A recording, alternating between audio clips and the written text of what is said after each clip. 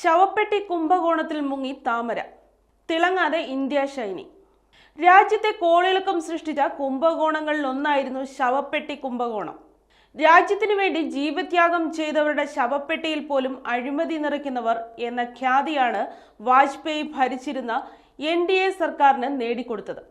പിന്നീട് 10 വർഷക്കാലമാണ് BJPക്ക് പ്രബുദ്ധരായ ഇന്ത്യയിലെ പൗരന്മാർ ഭ്രഷ്ട് കൽപ്പിച്ചത്. പ്രതിരോധ മന്ത്രിയായിരുന്ന ജോർജ് ഫെർണാണ്ടസിന്റെ പിടിപ്പുകേടാണിതെന്നായിരുന്നു ഭാരതീയ ജനതാ പാർട്ടിയുടെ കണ്ടെത്തൽ.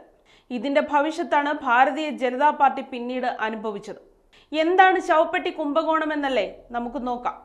കാർഗിൽ യുദ്ധവുമായി ബന്ധപ്പെട്ട് NDA സർക്കാരിനെതിരെ ഉയർന്ന ഗുരുതരമായ ആരോപണങ്ങളിൽ ഒന്നായിരുന്നു ശവപ്പെട്ടി കുംഭകോണം.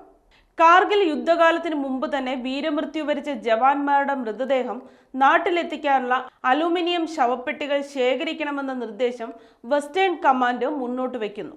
മൃതദേഹം അഴുകുന്നതും ദുർഗന്ധം വമിക്കുന്നതുമാണ് തടികൊണ്ടുള്ള പെട്ടികൾ പിന്തള്ളുന്നതിനുള്ള കാരണമായി ചൂണ്ടിക്കാട്ടിയത്. ഇതുപ്രകാരം അലൂമിനിയം ശവപ്പെട്ടിയുടെ ലഭ്യതയെക്കുറിച്ച് പ്രതിരോധ മന്ത്രാലയം അന്വേഷണം നടത്തി വാഷിംഗ്ടണിലെ ബ്രൂട്രോൺ ആൻഡ് ബൈസ് എന്ന കമ്പനിയുമായി കരാർ ഒപ്പുവെക്കുന്നു.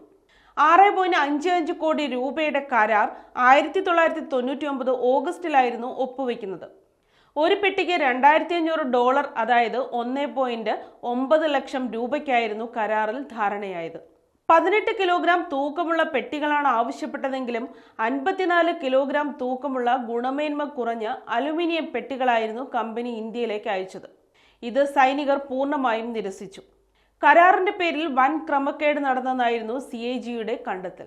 ഇന്ത്യൻ കമ്പനികളെ പരിഗണിക്കാതെ നടത്തിയ കരാർ പ്രകാരം 500ഓളം ശവപ്പെട്ടികളും 3000 ബോഡി ബാഗുകളും കീഴ്വഴക്കങ്ങൾ ലംഘിച്ച് നടത്തിയ കരാറിൽ ഇന്ത്യയിലേക്ക് എത്തിച്ചതായി CAG കണ്ടെത്തി. മുൻപരിചയമില്ലാത്ത കമ്പനിയുമായി കരാർ നടത്തിയെന്നായിരുന്നു CAGയുടെ ആരോപണം.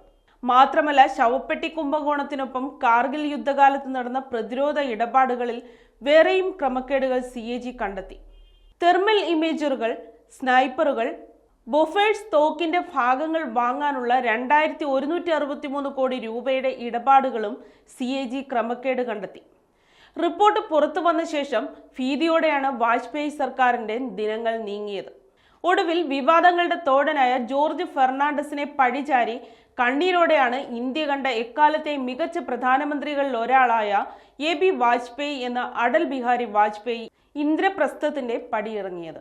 പിന്നീട് ഒരു ദശാബ്ദ കാലമാണ് ഭാരതീയ ജനതാ പാർട്ടി വിശ്വാസം നഷ്ടപ്പെട്ട് ഇന്ത്യയിൽ ആത്മാവ് അന്വേഷിച്ച് അലഞ്ഞത്.